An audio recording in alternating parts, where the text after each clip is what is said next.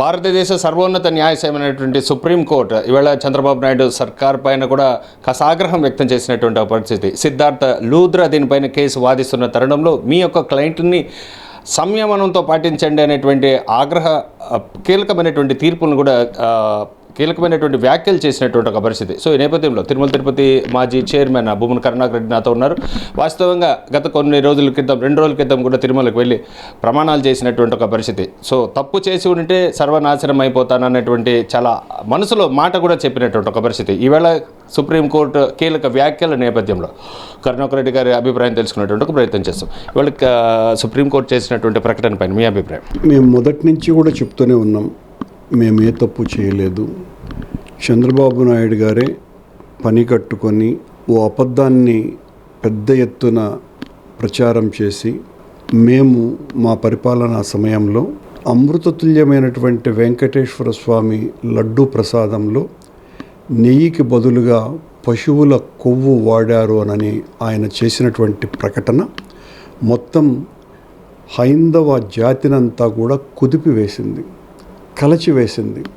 చంద్రబాబు నాయుడు గారు ఆ ప్రకటన చేయటం వెనుక ఎంత అనాలోచితమైనటువంటి దుర్మార్గమైనటువంటి కుట్ర దాగి ఉంది అంటే, మమ్మల్ని రాజకీయంగా హత్య చేయటానికి శ్రీవారి లడ్డును వాడుకునే ప్రయత్నం చేసి సాక్షాత్తు వెంకటేశ్వర స్వామి ఆలయ ప్రతిష్టనే మంట గలిపినాడు.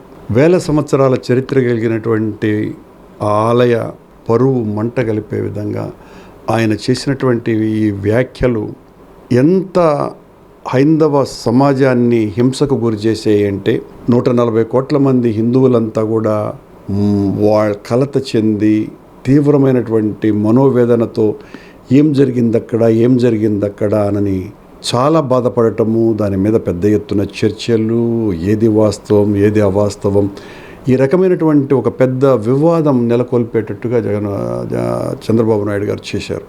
కానీ ఈ వివాదంలో ఏ రకమైనటువంటి అభిప్రాయాలు బయటికి వచ్చినా ఆఖరుగా చంద్రబాబు గారి ప్రకటన వలన మన దేవుడు, మన స్వామి, మనం పూజించేటువంటి, మన దగ్గర కొలువై ఉన్నటువంటి స్వయంభూగా వెలసినటువంటి ఈ పుణ్యక్షేత్రం మీద తీరని మచ్చ ఏర్పడింది ఆయన వ్యాఖ్యల వలన. సాక్షాత్తు ఒక ముఖ్యమంత్రి, మొత్తం అధికారాలు సర్వం సహా కలిగినటువంటి ముఖ్యమంత్రి లడ్డూలో నెయ్యికి బదులుగా పశువుల కొవ్వు వాడారు అని, పంది కొవ్వు వాడారని, చేపల నూనె వాడారని ఈ మాటలు ఆయన నోటి గుండా రావటము అంటే ఎంతకైనా బరితెగించేటువంటి వ్యక్తి తన స్వార్థం కోసం అని చాలా స్పష్టంగా అర్థమైపోయింది. మేము దీని మీద తొలి రోజు నుంచి చెప్తున్నాం, మేము తప్పు చేయలేదు, ఇతన్ని ఆరోపణలు, మేము దీనికోసమని దేవుడి ఎదుట ప్రమాణం చేస్తాము అని దేవుడి ఎదుట ప్రమాణం చేయటం జరిగింది. మా ప్రమాణాన్ని కూడా అడ్డుకునేటట్టుగా చంద్రబాబు నాయుడు ప్రవర్తించినాడు. సాక్షాత్తు స్వామివారి దర్శనం కోరి ప్రార్థన చేసుకోవటానికి మా నాయకుడు జగన్మోహన్ రెడ్డి గారు ఒక పూర్వ ముఖ్యమంత్రి రావటానికి ప్రయత్నం చేస్తే ఆయన రాకుండా చేయటం కోసమని ఎన్ని రకాలైనటువంటి వికారపు చేష్టలు చేయాలను అన్ని వికారపు చేష్టలు చేసినారు. మా వాళ్ళు కోర్టుకు వెళితే, సుప్రీంకోర్టుకు వెళితే ఈరోజు సుప్రీంకోర్టు చాలా తీవ్రమైనటువంటి ఆక్షేపణలు చేసింది. మీరు నియమించినటువంటి సిట్ ఏ నివేదిక ఇవ్వకుండానే, ఎఫ్ఐఆర్ నమోదు కాకుండానే మీరే ఎలా నెయ్యిలో కలిపినట్టుగా ప్రకటిస్తారు అని ముఖ్యమంత్రిని ప్రశ్నించింది. మీరు లడ్డూలలో కల్తీ జరిగి ఉంటే ఆ లడ్డూలను ల్యాబుకు పంపించారా అని మరొక ప్రశ్న వేసింది. మీ రాజకీయాలకు భగవంతుణ్ణి ఎందుకు లాగుతున్నారు అని ప్రశ్నించింది.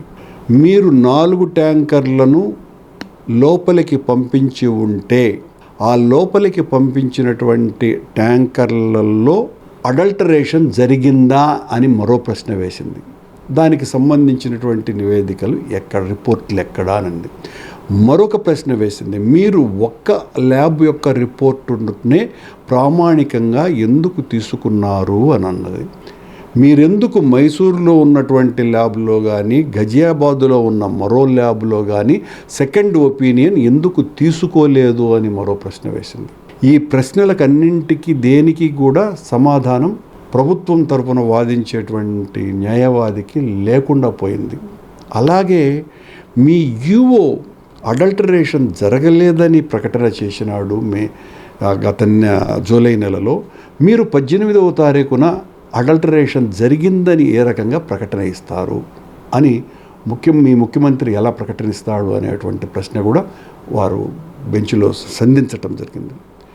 ఇన్ని ప్రశ్నలలో ఒక్క దాని దగ్గర కూడా చంద్రబాబు నాయుడు ప్రభుత్వానికి సమాధానం లేదు. అంత బేలగా అయిపోయింది. కారణం కేవలం పనిగట్టుకొని రాజకీయ దురుద్దేశంతో స్వామివారి లడ్డూను, స్వామివారి ఆలయాన్ని, స్వామివారి ప్రతిష్టను, స్వామివారి వైభవాన్ని పణంగా పెట్టాడు రాజకీయం కోసమని. ఇతను భక్తుడే కాదు, ఇతను దైవద్రోహి, నిజం చెప్పాలంటే ఇతను దేశద్రోహి, అతనికి పాలించేటువంటి అర్హత కూడా లేనటువంటి వ్యక్తి. ఒకప్పుడు 1956-22వ సంవత్సరంలో బస్సుల జాతీయకరణకు సంబంధించి కోర్టు ఒక చిన్న ఇలాంటిదే బెంచ్లో తమ అభిప్రాయం చెప్తే వెంటనే నీలం సంజీవ్ రెడ్డి గారు రాజీనామా చేసినాడు. మెడికల్ కాలేజీలకు సంబంధించి ఒక తీర్పు కోర్టు ఇస్తే నేదురుమల్లి జనార్దన్ రెడ్డి గారు రాజీనామా చేసినారు. అంతకంటే పూర్వం లాల్ బహదూర్ శాస్త్రి గారు ఒక రైల్ యాక్సిడెంట్ జరిగితే దానికి బాధ్యత వహించి రైల్వే మంత్రిగా రాజీనామా చేశారు.